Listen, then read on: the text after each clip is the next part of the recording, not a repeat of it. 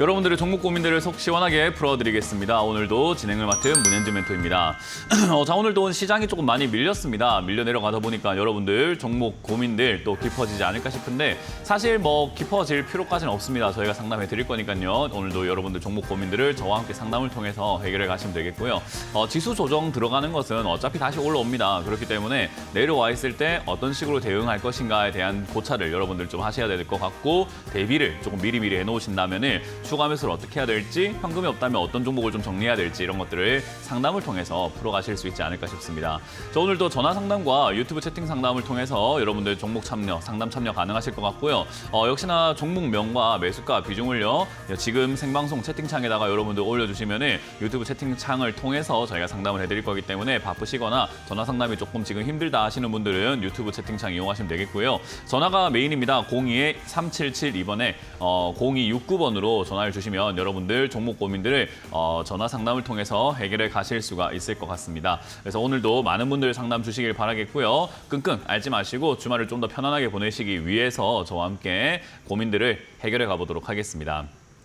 자, 일단 오늘 시장부터 체크를 한번 해볼 텐데요. 이번 주 월요일에 제가 이렇게 방송에 나와가지고 여러분들께 말씀을 드렸죠. 지수가 조금 이렇게 신규 상장주들이 요즘 급등이 많이 나오고 있습니다. 그러면 신규 상장주들이 급등 나와서 이렇게 움직이고 있다는 것은 시장이 약하다는 걸 의미하기 때문에 조정이 들어가거나 빠지는 경우들이 많습니다라고 이렇게 확률이 그렇다라고 말씀드렸는데 오늘 코스피가 1.2% 정도 빠지고 이제 이번 주 중에서만 거의 한 5%대 빠졌습니다. 그러니까 꽤나 많이 빠졌죠. 그래서 지금 우리가 주봉으로 이렇게 체크를 한다 하면 4.86%대 이렇게 빠져 있는 것을 확인할 수가 있거든요. 그래서 지수가 제법 많이 내려왔다 보여지고요. 코스닥 같은 경우도 지금 이제 주중으로 따진다면 7.9%대 빠졌습니다. 약 8%대 빠졌죠. 굉장히 많이 빠진 폭에 속한다라고 보시면 되고 일봉으로 본다 하더라도 2.58%대 하락을 좀 보여주고 있습니다. 지수가 이렇게 조정이 들어가는 이유는 많은 사람들이 뭐 이것 때문이다, 저것 때문이다 하면서 갖가지 이야기들을 할 겁니다. 어떤 사람들은 수급을 보시는 분들은 외국인들이 팔기 때문이다. 그러니까 외국인들이 팔다 보니까 지수가 못 간다. 또는 개인 투자자들에 대해서 굉장히 부정적인 생각을 하고 있는 분들께서는 개인들이 사고 있기 때문에 안 간다. 뭐 이런 이야기들을 하시는 분들도 분명히 있겠고요. 그리고 뭐 이제 뭐 경제적인 또 거시적인 지표라든가 이런 것들을 보시는 분들은 미국의 실업 지표가 좀 안 좋게 나왔다. 뭐 또는 고용 지표가 좀 안 좋게 나왔다. 또는 금리 인하에 대한 어떤 우려감들, 경기 침체에 대한 우려감들이 좀 나오고 있지 않느냐. 이런 것들을 하나하나 살펴보았을 때 경기가 지금 안 좋다는 걸 의미하니 지수가 빠지고 있다. 뭐 이렇게 이야기하시는 분들도 있고요. 또 어떤 분들은 이제 반도체 쪽에 힘이 빠지면서 엔비디아의 실적이 생각보다 좋지 않다. 뭐 물론 굉장히 좋게 나왔음에도 불구하고 이제 그것 때문이다 하시는 분들도 있고요. 그 외에도 뭐 엔캐리 자금 때문이다. 전쟁 때문이다. 뭐 우리나라 경기에 소비 침체가 왔기 때문이다. 전 세계의 GNI 때문이다. 뭐 GDP 때문에 뭐 이유는 정말 갖가지로 이렇게 막 이렇게 조금 제시를 하고 있는 것 같습니다. 근데 저는 여러분들이 아마 제 방송을 보시는 이유는 그런 어려운 이야기들을 잘 안 하고 여러분들께 굉장히 간결하게 설명하기 때문이지 않을까라고 생각이 드는데 지금 시장 제 스타일로 간결하게 말씀드리면 그냥 파는 사람 많으니까 빠지는 거고 안 사니까 빠지는 겁니다. 그냥 여러 가지 이유 때문에 이평선을 뭐 이탈을 했던지 뭐가 깨졌던지 뭐 각각 보고 있는 내용들이 좋은 게 별로 없잖아요. 그러니까 야 이거 별로 좋은 거 없으니까 팔자 하는 그런 분위기가 만들어졌고 그리고 이런 분위기 속에서 추석까지 우리가 앞두고 있는 상황에 추석에 또 휴가철 우리 또 쉴 텐데 그 쉬는 동안에 또 어떤 악재가 생기고 어떤 변수가 생기고 미국 연준에서 또 어떤 금리 인상과 인하 이런 이야기들이 나오게 될지 잘 모르는 상황에서 야 지금 우리가 풀매수하자라고 하기에도 좀 불안불안한 상황이라는 거죠. 그러니까 매수세가 자연스럽게 빠질 수밖에 없는 조건이었던 것 같아요. 거기다가 아까 말했던 각종 지표들이 뭐 그렇게 좋게 나온 것도 아니고 그렇게 나쁘게 나온 것도 아닙니다. 사실상. 근데 이제 우리가 기대했던 것보다는 조금 나쁘게 나왔다고 하니 일단 팔아볼까 하는 사람들이 점점 증가하게 되고 야 일단 사지 말자 하는 사람들이 점점 증가하다 보니까 자연스럽게 빠지고 있는 구간이라 생각하시면 되고요. 그냥 차트상으로만 이해를 해본다면 그냥 쌍바닥 그리로 내려간다라고 이해하시는 것이 훨씬 더 좋을 것 같아요. 그래서 쌍바닥을 그리로 내려가는 이런 구간이다 생각하시면 되겠습니다. 근데 지수가 빠져내려갈 때 사실 이렇거든요. 뭐 문현재 멘토가 좋다 했던 기업들도 빠지고 있습니다. 당연합니다. 뭐 이런 기업 저런 기업 할 거 없이 다 빠져요. 그래서 지수가 빠질 땐 그 기업이 잘못돼서 빠졌다기보다는 투심이라고 하죠. 투자 심리가 죽어서 빠지는 거고 어떤 사람들이 손절하다 보니까 그 손절에서 주가가 내려가서 들고 있던 사람들이 더 물리게 되겠죠. 손실률이 더 많이 발생이 된다는 거죠. 그러다 보니까 내가 지금 이거라도 건져야 되겠어라고 생각하고 파는 사람들 사람들 또는 반대 매매를 통해서 내가 원치 않게 팔아내는 사람들 때문에 또 주가가 또 밀리게 되고 그렇게 밀리다 보니까 또 다음 날 더 큰 손실을 보면서 아 내가 지금 어제 팔 걸 그랬네 하면서 오늘 파는 사람들 그 파는 사람들 때문에 다음 날 이전에 들고 있던 사람들이 내가 그저께 팔 걸 그랬다 어제 팔 걸 그랬다 하면서 파는 사람들이 도미노처럼 나오게 된다는 거죠. 그래서 투심이 결국은 지금 좋지 않아서 여러분들 들고 있는 종목들 또는 뭐 제가 좋다고 했던 종목들 제가 좋게 본다고 했던 그런 업종들도 밀릴 수밖에 없습니다. 그래서 저는 사실 지수가 안 좋을 때 문현지 멘토님이 좋다고 했던 그 종목들도 빠지고 있는데요 라는 그 이야기를 하는 게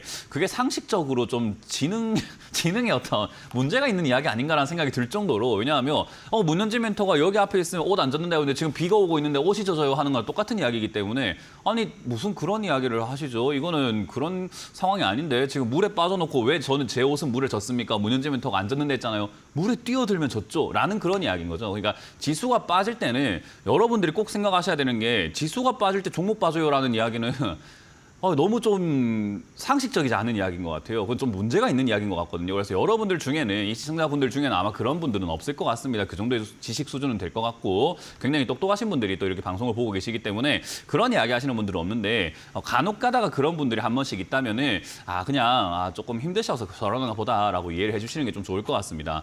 사실 지금 지수가 빠질 때 종목 올라갈 수는 없습니다. 왜냐하면 여러분들도 지금 지수가 이렇게 빠져내려가는 과정 속에서 여러분들도 알고 계시겠지만 잘 보시면 오늘 올라오고 있는 기업들이 평소에 우리가 매수할 수 있는 그런 종목들은 아닙니다. 평소에 여러분들이 뭐 대구백화점이라던가 제주맥주라던가 LK 삼양이라던가 지금 최근에 망하려고 했던 망할 위기에 놓였었던 KC 그린홀딩스, KC 코트렐 이런 기업들 여러분들이 평소에 매수하나 하면은 이런 기업들은 평소에 쳐다보지도 않습니다. 더군다나 신규 상장주라고 엮여지는 그런 기업들도 많이 있거든요. 그러니까 우리가 평소에 싸니까 사봐야지 이런 개념으로 별로 잘 접근하지 않는 기업들이 급등이 많이 나와요. 그럼 지금 시장에서 우리가 올라왔다라는 것은 평소에 잡주를 추천하거나 잡주가 좋다라고 이야기를 했어야 된다는 건데 정상적인 기업이라면 이렇게 투심이 죽을 때 빠지는 게 맞습니다. 그렇기 때문에 여러분들 들고 있는 종목뿐만 아니라 뭐 방송에서 어떤 전문가들이 추천했던 종목이 빠졌다고 해서 사실은 그 전문가가 잘못했다거나 그 뭐 어떤 여러분들 종목이 매수가 좀 잘못돼가지고 종목이 잘못됐다거나 이런 건 절대 아니니까 오히려 편안하게 마음가지시는 게 좋을 것 같고요.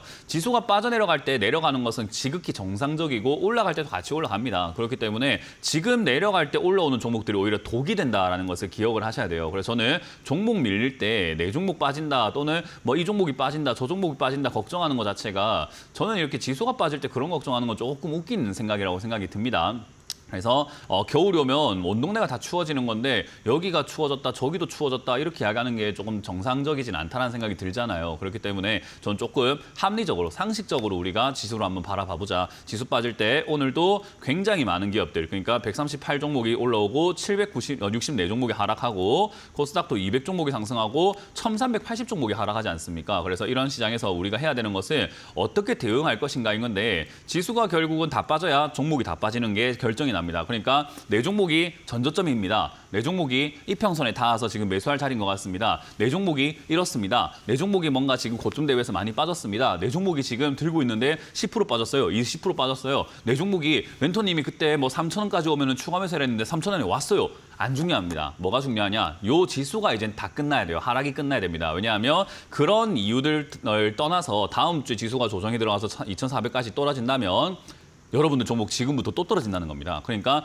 지수가 다 빠져야 여러분들의 종목들의 하락이 끝나는 거고 하락 폭이야 종목마다 다 다르기 때문에 지금 이 지수가 빠졌을 때 어디에 추가 매수를 하는 것이 좋을까? 그리고 제일 중요한 건 추가 매수를 하는 게 좋은 종목인가? 안 해도 되는 종목인가에 대한 생각을 좀 많이 하셔야 되거든요. 어떤 분들은 내가 샀는데 매수가에서 그렇게 벗어나지도 않고 별로 떨어지지도 않았는데 막 추가 매수를 하는 경우들이 많거든요. 그럴 때 오히려 계좌의 비중만 늘어나게 되고 더 많이 빠졌을 때 대응할 수 있는 현금은 없어지게 되죠. 그러니까 그런 일들 발생되지 않도록 사실 지수 빠질 때 추가 매수가 가능한 종목인가 아닌가를 먼저 진단을 받는 게 제일 좋을 것 같고요. 만약에 지수가 지금 빠져내려갔을 때 2,450포인트까지 저는 빠져가지고 이제 쌍바닥을 그릴 가능성이 있다고 보는데 저기서 만약에 더 밀린다고 한들 내 종목이 과연 어디까지 빠질 수 있고 지금 여기서 버티고 있는 종목이라고 한다면 어떻게 될 것인가에 대한 예측을 같이 한번 해보는 것이 중요하지 않을까 싶습니다. 어쨌든 예측대로 지수가 움직이거나 뭐 종목이 움직이는 건 아니지만 어떤 대비를 했냐에 따라 가지고 여러분들이 가져가서 가지고 본전도 못 찾을 수 있는데 어떤 종목을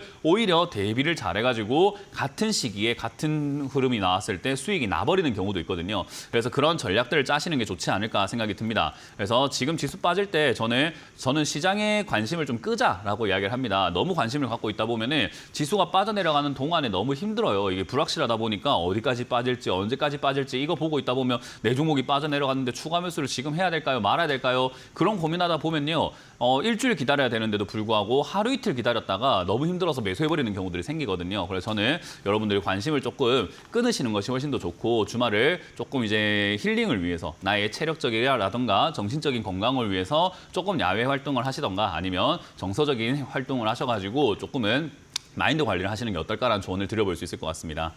자, 어쨌든 이제 그렇게 편안하게 보내시려면 내 종목 대응하는 방법을 알아야 되거든요. 방치하면 그거 되게 힘듭니다. 방치하면 여러분들 그거 골치가 아파지기 때문에 전화 상담과 채팅 상담을 통해서 꼭 상담 참여하시길 바라겠고요. 자, 오늘도 여러분들 종목 고민들을 상담을 통해서 전화를 받으면서 시작을 해보도록 하겠습니다. 자, 전화 받습니다. 여보세요? 네, 안녕하세요. 네, 안녕하세요. 문현진 멘토입니다. 네, 수고 많으십니다. 네, 저는 어떤 게 궁금하세요? 아시아나항공 14,300원에 5% 있어요. 아시아나항공을 4,300원, 14,300원에 5% 5%요. 정도. 일단 아시아나항공 14,300원에 5% 정도면 일단 비중이 적어서 뭐 크게 걱정되지는 않습니다. 일단 아시아나항공이라고 하는 이 회사가 많은 사람들이 이제 조금 안 좋아진 기업이라고 생각을 좀 많이 하거든요. 왜냐하면 코로나 때 진짜 적자가 많이 나고 안 좋아졌었잖아요. 그죠? 실질적으로 안 좋아지긴 했었어요. 코로나 때 우리가 여행을 못 가고 비행기가 안 뜨고 막 비행기가 안 날아다니고 하다 보니까 비행기 공항에 주차비 엄청 내거든요. 그래서 그 주차비도 많이 내고 항공료 이런 건 다 뭐 써버리고 그러다 보니까 마진이 안 남는 비행을 많이 하고 그리고 방치해버리는 그 비행기가 많다 보니까 유지보수 비용으로 굉장히 돈이 많이 들어가서 적자가 실제로 많이 났는데 아시아나항공이랑 대한항공이 사실 지금은 좀 좋아졌어요.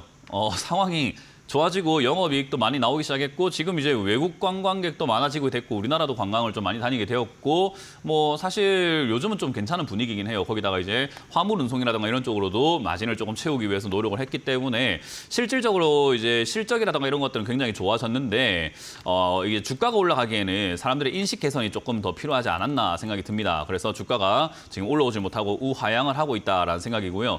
일단 사람들이 생각하는 이 종목에 기대값이 별로 없다라는 거예요. 왜냐하면 앞으로 지금 경기가 좀 안 좋은 상황에서 이 경기가 별로 안 좋은 상황에서 주가가 뭐 올라갈 만한 이유가 뭐가 있을까? 사람들이 소비 침체가 일어나고 있는데 여행을 앞으로 더 갈 것인가? 지금 사람들이 이제 먹고 살기도 힘들고 뭐 이자 좀 내다 보니까 허덕거리면서 여유 부릴 그런 사칠 부릴 만한 그런 여유가 없는데 과연 이 아시아나항공을 지금 우리가 매수해야 되는 이유가 도대체 무엇인가에 대해서 연구를 좀 많이 하고 생각을 많이 하고 있는 것 같아요. 그래서 결국은 주가가 올라가기가 지금은 좀 어렵다 생각이 들고요. 장기적으로 봤을 때 사실 여행업종, 항공업종은 진짜 초장기로 봤을 때요. 초장기로 봤을 때는 지금이 저점이고 앞으로 올라갈 가능성이 저는 매우 높다고 보여집니다. 왜 그런가 하면은 우리나라가 초고령 사회로 들어가고 있는 거 알고 계세요? 네. 네, 우리나라 뭐 고령화 심각하다 이런 이야기 많이 들어봤죠. 근데 네네네. 그게 어느 정도로 심각한가 우리가 좀 와닿지는 않았었잖아요. 그죠? 네. 왜냐하면 우리나라가 지금 고령 사회가 2018년에 시작이 되어가지고 지금 2026년에 초고령 사회로 들어가요. 거의 한 7년 만에 들어가는 거거든요. 횟수로는. 연수로 따졌을 때 한 7년 만에 들어가는데 7년 만에 고령 사회에서 초고령화 사회로 들어간다고 하니까 그게 뭐 어쩌라고 싶은데 일본이 고령 사회에서 초고령 사회로 빨리 들어갔다고 세상이 막 뒤들썩 했었잖아요. 옛날에. 그죠? 네. 떠들썩하고 그랬을 때가 걔들이 11년 만에 들어갔었어요. 미국이 한 30년 만에 들어가고요. 영국이 한 52년 만에 들어가면 우리나라가 7년이 얼마나 빠른 건지 좀 체감이 될 거예요. 근데 그렇게 돼서 일본이 초고령화 사회로 들어간 다음에 어떤 산업이 성장했습니까? 하면 여행 산업이 지금 제일 많이 성장하고 지금도 여행 산업은 돈을 많이 벌어요. 왜냐하면 어르신들이 이제 저축을 하고 뭐 이래봤자 뭐가 있겠노 나도 좀 이렇게 세상을 좀 보고 맛있는 거 먹고 이렇게 하는 게 낫지 않겠나라고 생각하시는 부분이 좀 일본에서 많았었나 봐요. 그래서 이렇게 나라가 점점 이렇게 나이가 점점 많아지고 나라가 점점 이렇게 중위 연령이 높아지게 되고 고령 사회로 가다 보니까 여행업종이 참 이렇게 흥하더라라는 이야기들이 있습니다. 그 말은 아시아나항공도 지금은 조금 안 좋을 수 있는데 우리나라 2년 뒤면 초고령 사회거든요, 벌써. 그러니까 2026년에 초고령 사회입니다. 초고령 사회는 65세 인구가 20%가 넘어가는 수준이거든요. 그러니까 그렇게 인구가 다들 이렇게 다 같이 나이가 점점 들어간다 보면은 항공사 이런 쪽들의 관심사가 좀 높아질 수밖에 없어요. 그러니까 아주 멀리 본다는 이야기인 거죠. 아주 멀리 본다면 저는 항공기업 이런 건 나쁘지 않은데 우리가 뭐 그렇게까지 멀리 투자할 생각은 아니잖아요. 그죠? 그래서 그런 생각을 저는 좀 아시아나항공, 그러니까 항공산업을 투자했다면은 짧게 보지 마시고 길게 보시는 게 어떨까라는 조언을 좀 드리고 싶어요. 왜냐하면 어차피 물렸으니까. 안 사서 들고 있으면 아우 그렇게 길게 보지 마시고 사지 마세요라고 할 텐데 이미 사서 들고 있잖아요. 그죠? 네. 그러면 투자 방식을 조금 초장기 투자로 좀 바꾸는 게 낫지 않을까라는 생각이 좀 들거든요. 그래서 저는 여기서 빨리 수익 내기는 조금 어려울 것 같고 물론 아시아나랑 대한항공 합병 이야기 그런 이슈로 인해서 주가가 꿈틀거릴 수는 있겠지만 그건 이제 그냥 중간에 생기는 보너스 개념으로 생각하는 걸로 하고 초장기로 본다면은 사실 이 종목이 한 7,000원 내지 8,000원 정도 자리 잡을 때 비중을 늘려나간다라는 전략이 전 훨씬 더 좋을 것 같아요. 멀리 보고요. 그래서 네. 비중이 이렇게 가볍기 때문에 내 자산의 100%가 다 멀리 본다고 생각하고 초장기 투자해버리면 깝깝하거든요, 사람이. 그죠? 근데 5% 정도만 초장기 하는 데에서 나중에 5% 정도만 더 추가 매수해서 초장기 투자 한 5년, 10년 투자한다고 생각해놓고 나머지 90%는 좀 중단기 투자하면 되잖아요. 그래서 저는 그렇게 본다면 비중 조절했을 때 아시아나항공 그렇게 나쁘지 않다. 그래서 7, 8천 원쯤에 추가 매수하면 되는 기업이니까 지금은 내버려 둬보자. 일단은 내버려 둔 다음에 얘가 바닥에서 자리 잡을 때까지 초장기 투자할 건데 지금 몇 달 안에 추가 매수하고 이런 거는 별로 좋은 선택은 아닙니다. 그러니까 1년 정도 바닥 잡는 거 확인하고 그때 추가 매수해도 되니까 그렇게 나쁜 기업은 아니고 멀리 가져간다면 수익을 거의 확실하게 내고 나올 수 있는 기업 중에 하나지 않을까 생각이 듭니다. 그래서 네. 멀리 보자는 전략을 드려보도록 할게요. 네, 감사합니다. 네, 도움 많이 고맙습니다. 됐습니다. 네. 다음 상담 이어가겠습니다. 여보세요? 네, 여보세요? 네, 안녕하세요. 문현지 멘토입니다. 예, 감사합니다. 네, 어떤 게 궁금하세요? 삼천당 제약 네. 20만 5천 원에 20%입니다. 아이고, 힘든 길을 걸어가고 계시네요, 스스로. 예, 근데 제가 네. 그 전문가님 방송을 늘상 보고 있었어요. 네. 근데 이제 제 기억에 남는 게 이제 전문가 선생님이 만약에 혹시라도 삼천당 제약이 13만 원 정도까지 떨어지면은 추가 매수를 해도 괜찮다. 그렇게 지금 기억이 나거든요. 네.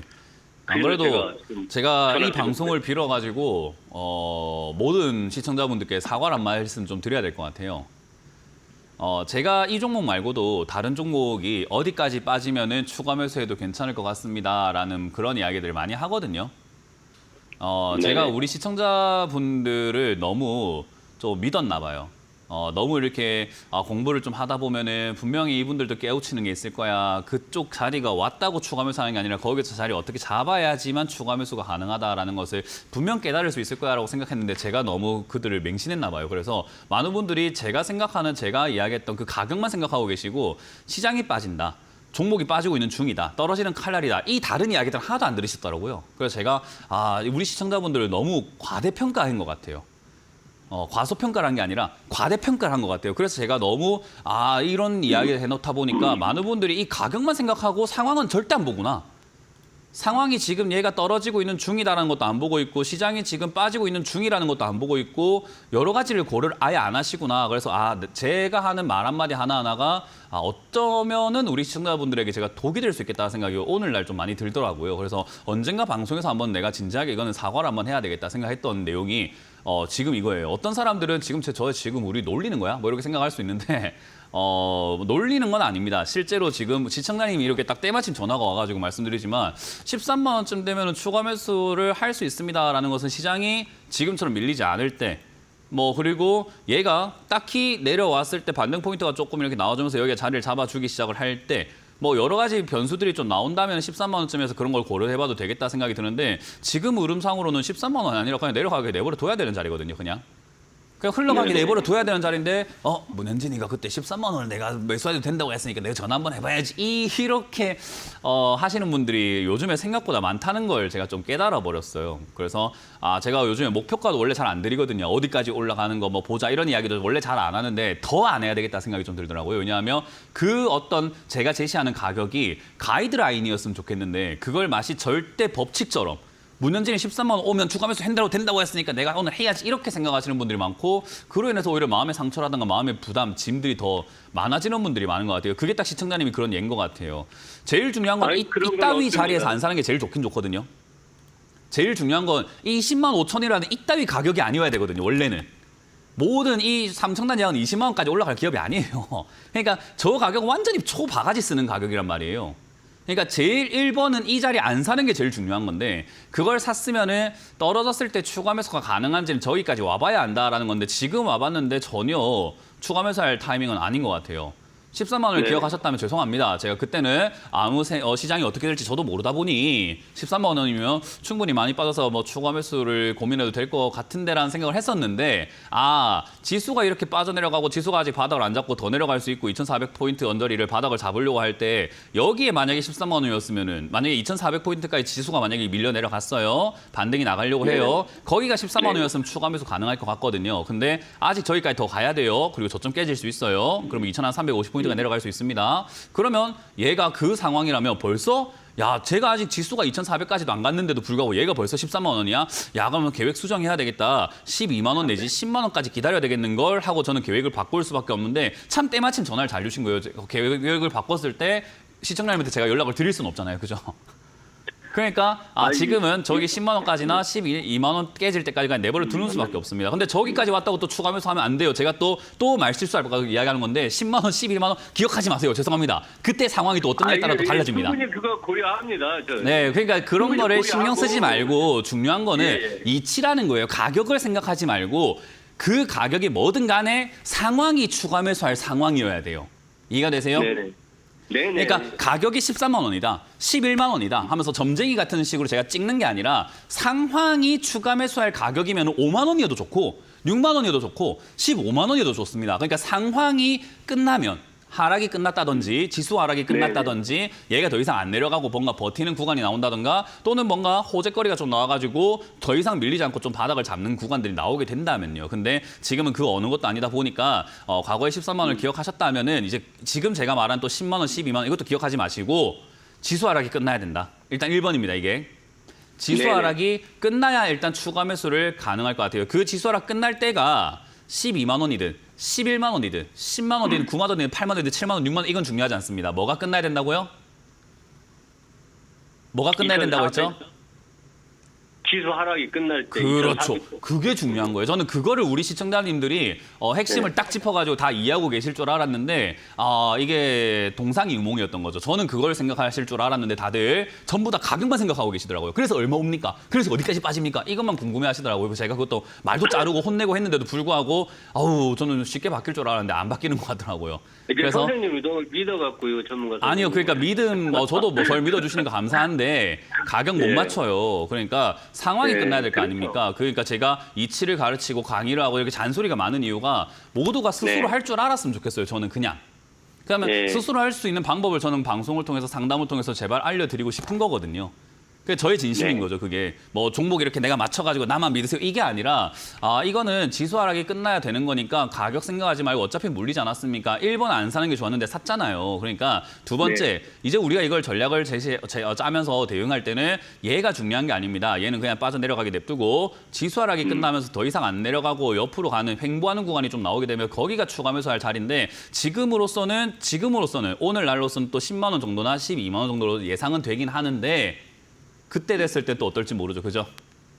네, 그러죠. 네, 그때 또 지수 하락이 안 끝났으면은 저 가격도 의미가 없는 가격이 되는 거예요. 그래서 저는 지수가 항상 중요하다고 말씀드리니까 제가 시황 설명 남들보다 좀 길게 하는 편이거든요.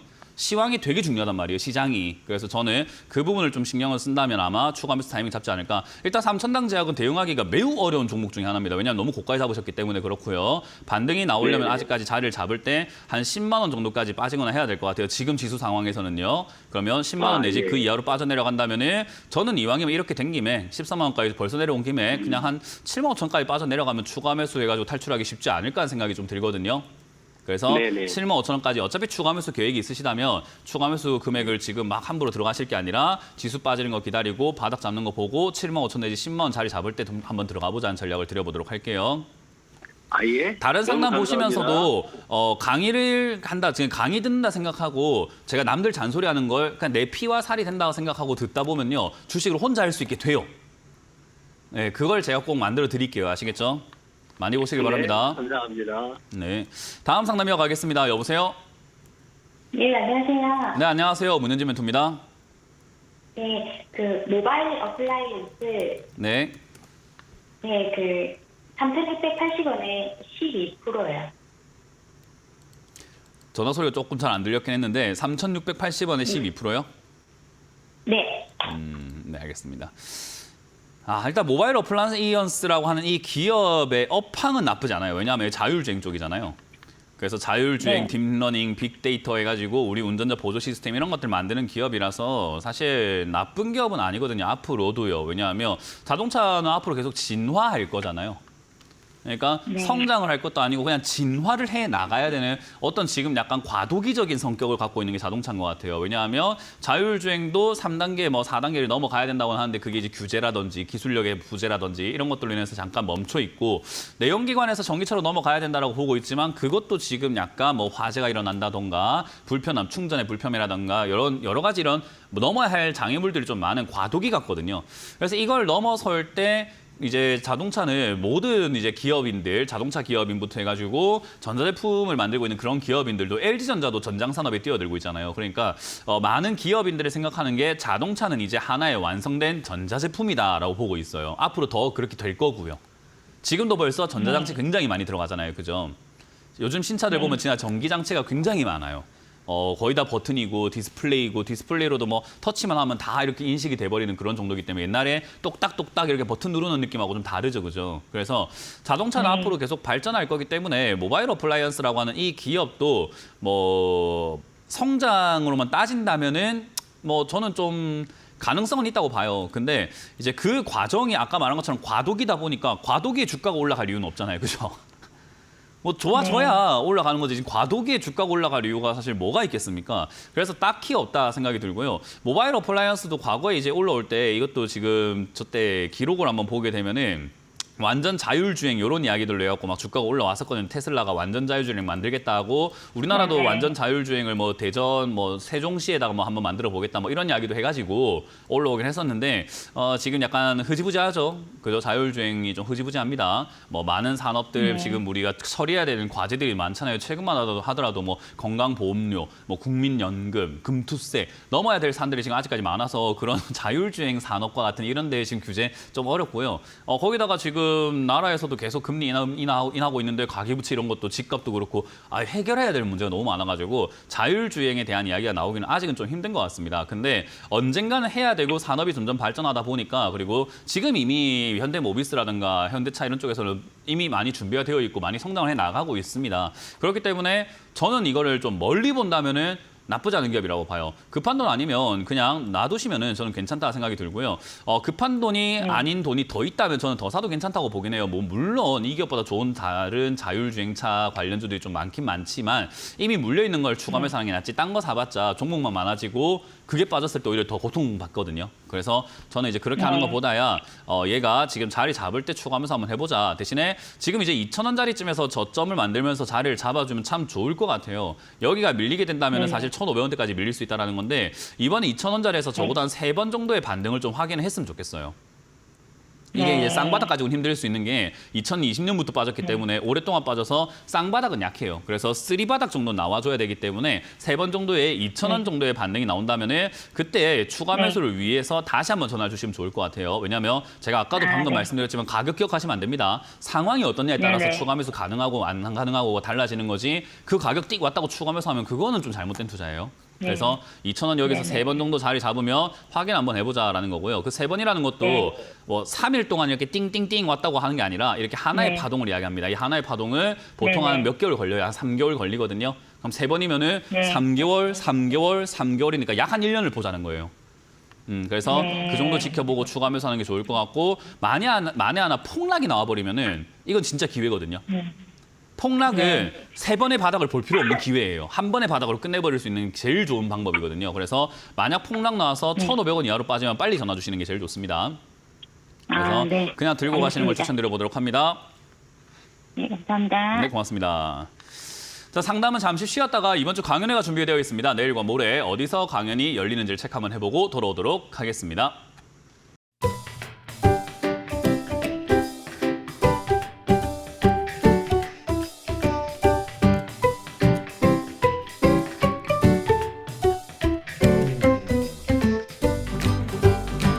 네, 네, 이번 주 강연 잘 보셨죠? 저는 늘 상담을 하고 지금까지 10년 동안 전문가 일을 하면서 여러분들이 혼자 주식할 수 있게 만드는 게 저의 목표입니다. 그래서 어떤 분들은 잔소리가 심하다, 뭐라 한다라고 생각하실지 모르겠지만 저는 그 뚝심 하나로 지금까지 전문가 생활을 하고 있습니다. 그래서 강연에서도 어떻게 해야 여러분들이 혼자 하면서 장기 투자를 할 수 있고 단기 투자를 할 수 있고 그리고 저점과 고점이 뭔지를 제가 정확하게 알려드리러 갈 거기 때문에 역시 토요일에 송도 컨벤시아 1층에서도 많이 준비가 되어 있으니까 오후 1시까지 와주시면 내일 오후 1시까지 와주시면 감사드리겠고요. 일요일도 수원에 준비되어 있습니다. 수원 벨라스위트 호텔 지하 1층에서 오전 11시에 여러분들 다 같이 오신다면 역시 강연 제가 재밌게 준비할 테니까 오셔서 뭐라도 좀 배워가시는 게 좋지 않을까. 뭐 강연회가 좀 오실 수 없다라고 하면은 제가 방송 상담 중에도 굉장히 이렇게 많은 것들을 알려드리려고 노력을 합니다. 그래서 뭐 기업에 대한 이야기를 뭐 필요한가 하면 기업 안 필요해요. 진짜로. 주식을 잘해야죠. 그러니까 사고 파는 걸 잘해야 됩니다. 그러려면 좋은 가격이 뭔지를 깨달아야 되기 때문에 그런 내용들을 여러분들이 중점적으로 들으시는 것이 어떨까 생각이 듭니다.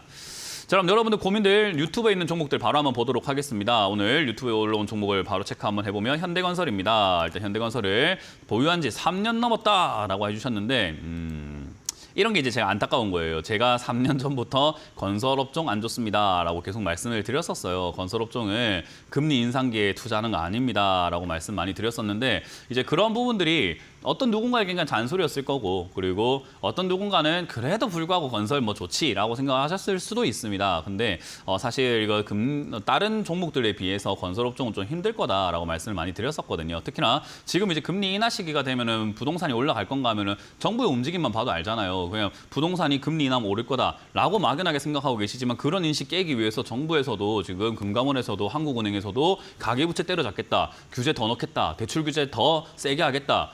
더 빠르게 더 강한 규제들을 더 많이 들고 와서 집값을 때려잡겠다. 아예 대놓고 그렇게 이야기를 하고 있는데 왜 금리 인하면 부동산이 올라간다고 생각하시는지 잘 모르겠습니다. 금리 인하면 부동산이 올라갈까 봐. 금리 인하면 사람들 대출 많이 받아가지고 집을 살까 봐 못하게 한다잖아요. 근데 왜 부동산이 올라가요?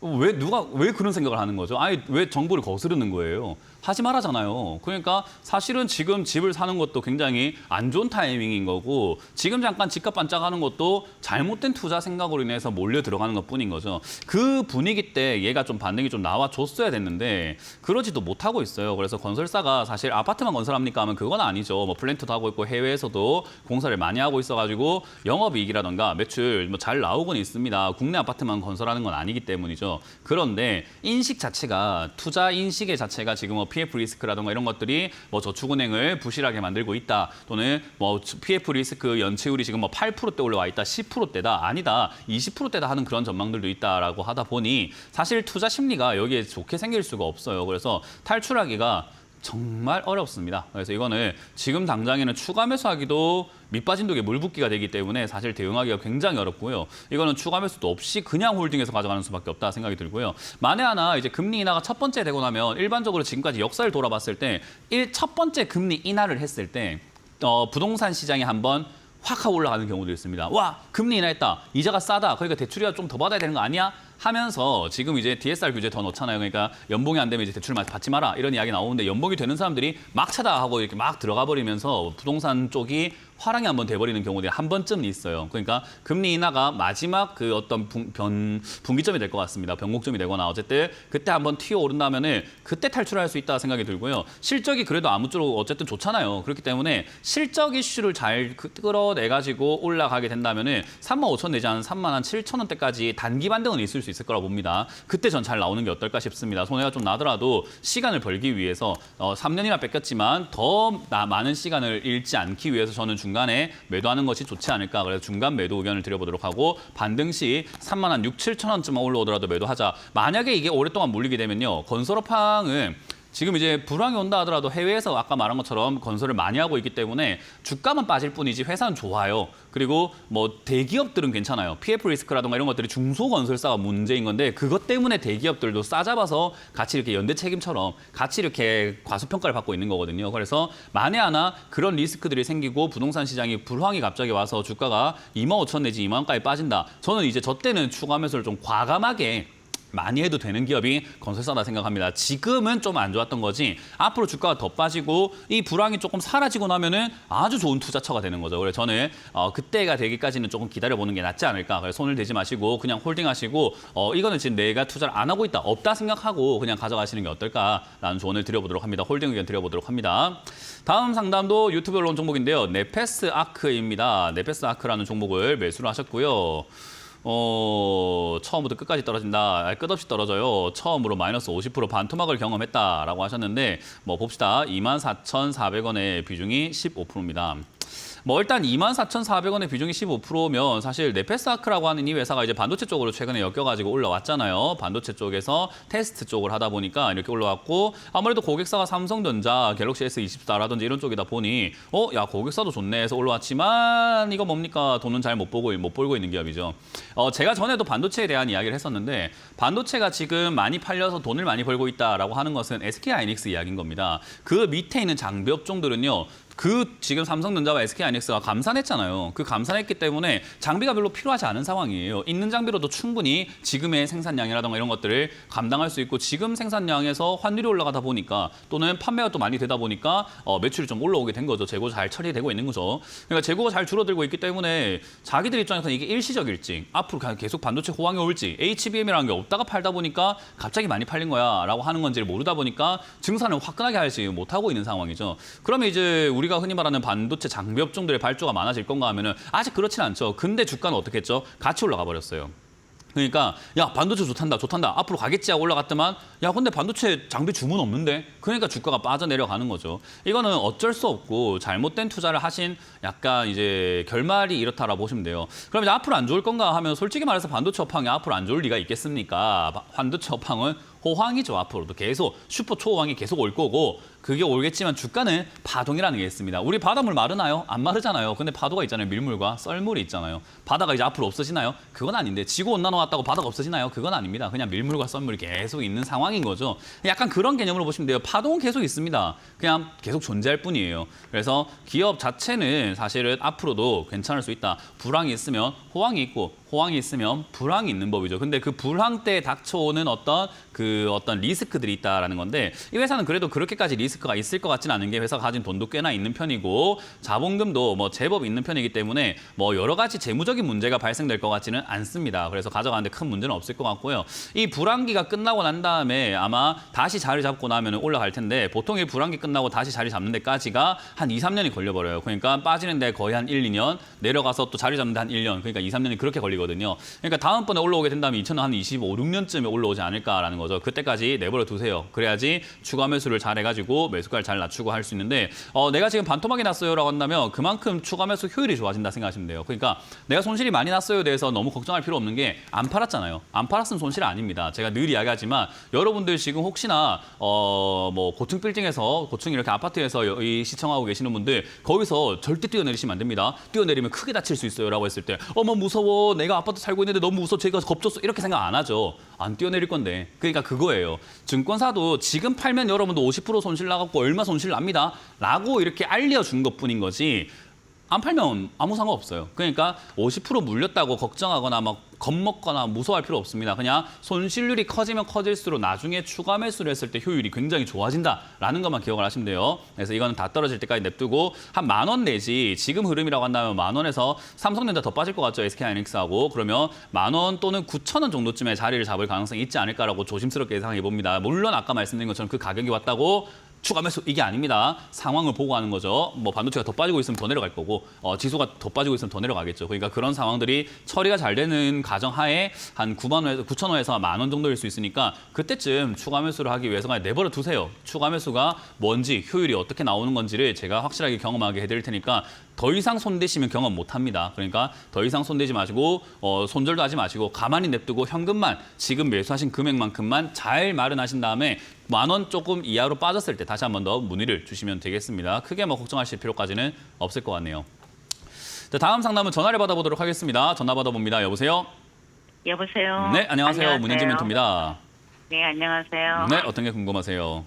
명신산업이고요. 네, 14,300원에 10%요. 14,300원에 10%. 요즘에 너무 많이 빠져가지고. 뭐 일단 저기 14,300원에 매수하셨다라는 것은 차트를 조금 보실 줄 알았거나 또는 차트를 어떤 사람들이 봐가지고 추천했거나 뭐 둘 중에 하나지 않을까 싶긴 해요. 어쨌든 네, 차트상으로는 근데 14,300원이 지난번에 저점이긴 했었습니다. 그래서 전저점이라고 해서 이 자리에서 반등이 나갈 수도 있다라고 생각해서 매수하신 것 같긴 해요. 근데 이제 그렇게 저점이라고 믿고 있던 이 도끼가 내 발등을 찍어버리면 아프거든요. 그러니까 믿고 있던 바닥이 원래 무너질 때 추가락 나오면서 저 밑으로 이렇게 더 빠지는 경우가 많기 때문에 사실 이럴 때 우리가 손절해야 될지 추가 매수해야 될지를 고민 많이 하게 돼요. 근데 주가가 위쪽에서 만들어지는 저점 라인이라고 한다면 무너지면 손절이 맞습니다. 주가가 위쪽에서 만들어지면요. 예를 들면은 SK케미칼 같은 경우가 제가 상담을 한참 많이 했던 종목인데 언제 많이 했습니까 하면은 작년 2021년과 2022년 여기쯤 왔을 때 아마 여기 이데일리 방송에도 유튜브에 올라와 있습니다. 저 때 보면 SK케미칼 제가 상담한 거 보면은 저점 깨지면 손절해야 되는 자리입니다. 이런 종목은 저점 깨지면 손절해야 됩니다라고 이야기를 굉장히 많이 했었어요. 그때 수많은 이제 유튜브에서 채팅을 치시는 분들이 반발이 많았었어요. 뭐냐면 SK케미칼 같은 거 저점 깼다고 손절할 것 같으면 누가 주식을 하나? 에이 저건 손절 전문가야 이렇게 하셨는데 사실 저렇게 고점에서 저점 깨져버리면 아주 오랫동안 빠져버리는 경우들이 많아요. 이런 식으로요. 그래서 고점에서 저점을 깨면은 위험한 경우들이 많은데 반대로 누가 봤을 때도 저점인 자리에서 저점을 깨면 올라가는 경우들이 더 많습니다. 그렇기 때문에 사실 이건 그냥 들고 가는 게 훨씬 유리하고 더 사는 게 유리한데요. 더 살려면 여기서 바닥을 잡는 걸 확인해야 되는데 어설프게 추가하면서 하면 더 고통받기 때문에 이거는 그냥 내버려 두는 게 훨씬 더 나아요. 그리고 지금 이거는 지수가 조금 안 좋아서 빠졌다라고 보는 게 맞을 것 같아요. 그래서 지수 조정이 들어가면서 얘도 조정이 들어갔고 지금 쌍바닥 그리는 과정에서 지수가 쌍바닥 그리려고 하니 얘도 쌍바닥 그리고 내려간 거고 지수가 바닥을 깨면 얘도 바닥을 깰 거예요. 그러니까 똑같이 지수 따라가고 있는 거예요.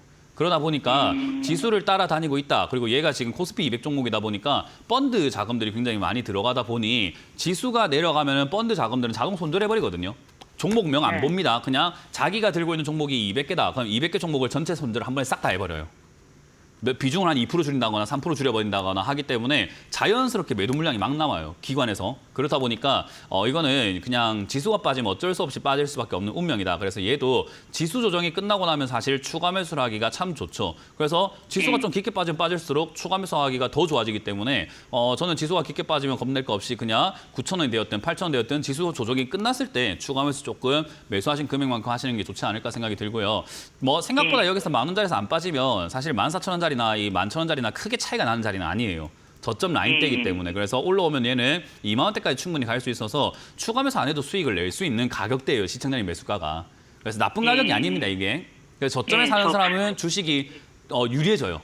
그만큼 저점이기 때문에 올라갈 때 이득 보기가 정말 좋아지기 때문에 이거는 정말 잘 사서 저는 크게 걱정할 필요 없다 생각이 들고 돈도 지금 잘 벌어요? 못 벌어요? 잘 벌어요. 잘 벌죠. 그죠? 예. 자, 우리 애가 공부를 잘하는데 취업을 못하고 했으면 평생 그렇게 살까요? 아니면 뭔가 좀 다를까요? 뭔가 다르겠죠. 다르겠지요. 뭔가 좀 우리 애가 뭐 잘생기고 능력도 좋고 연구도 잘하고 뭐 정말 노력파에다가 막 이렇게 대단한 성과들을 막 갖고 있는데 세상이 몰라주고 있으면 언젠가는 그걸 빛을 내잖아요. 그죠?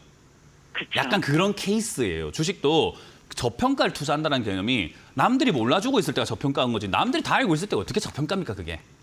그러니까 사실 사람들은 투자의 원칙, 정석을 알고 있는데 그게 현실적으로 하기가 되게 어려운 거죠. 그러니까 사실 이런 거를 지금 발굴하셨고 잘 잡으셨고 더 떨어지고 남들이 몰라주면 위로해줘야죠. 그래 힘드니 내가 좀 더 사줄게 내 돈 여기 있다 이러면서 더 줄 줄 알아야 되는 거예요. 그러니까 추가 매수한다 생각하고 들고 가시면 되고 겁먹을 필요 없습니다. 잘해주세요. 잘해주면 얘 보답 많이 할 것 같습니다. 네, 알겠습니다. 고맙습니다. 감사합니다. 다음 상담 이어가겠습니다. 여보세요? 아유, 안녕하세요. 네, 안녕하세요. 문현진 멘토입니다. 예, D&D 파마텍이고요. 예, 다시 한번 말씀해 주세요. 16,000원에 D&D 파마텍이요. D&D 파마텍이고요. 매수가랑 비중이요? 예, 36,000원에 25입니다. 네.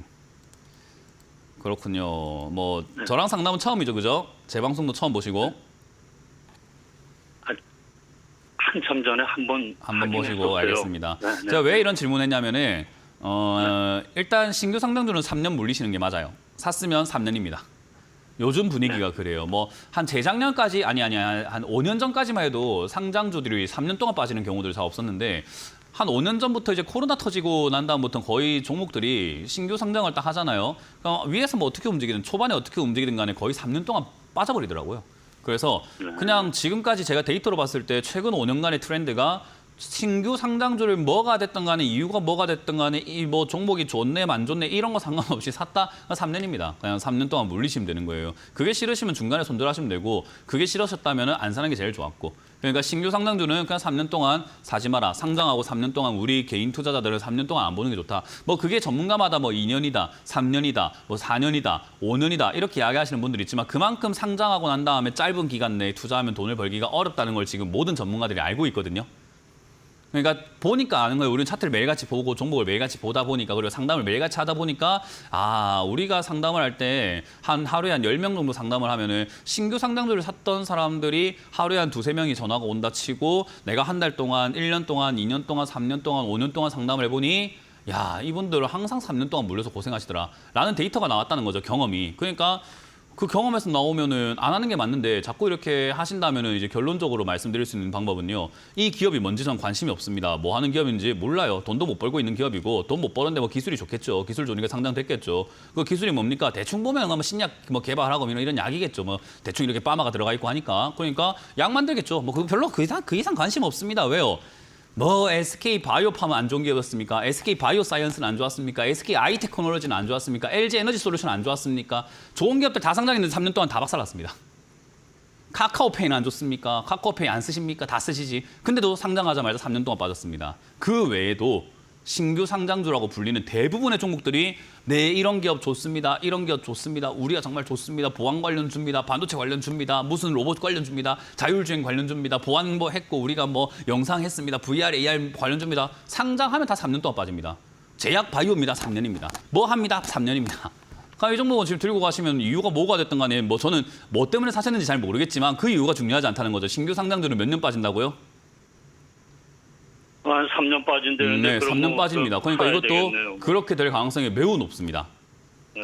그냥 매우 높다고 보면 돼요. 왜냐하면 지금까지 신약 개발을 100개 종목 했다, 중에 뭐다 해가지고 99개에서 했는데. 99개 정도가 아니 한 98개 정도가 100개 종목 중에 98개 정도가 빠지니까 98% 확률로 3년 동안 빠질 가능성이 높습니다. 그러면 지금 여기서 우리가 대응할 수 있는 방법은 내려갈 때 손절 라인 정해놓고 물리지 않는 법이죠. 3년 동안 물리기 전에 빨리 사전 차단해서 빨리 나와버리는 방법입니다. 조금 꼬리를 잘라야 돼요. 그러니까 지금 저점이라고 형성되어 있는 27,600원, 27,500원 이 자리가 만약에 27,000 정도까지 될 것 같은데요. 이 자리가 무너지면 손실률은 좀 클 겁니다. 왜냐하면 그 상장하고 난 다음에 왔다리 갔다리 거리고 있는 과정 속에서 위에 잡으셨으니까요. 그래서 손실률은 한 25%대 손절을 해야 될 것 같긴 한데요.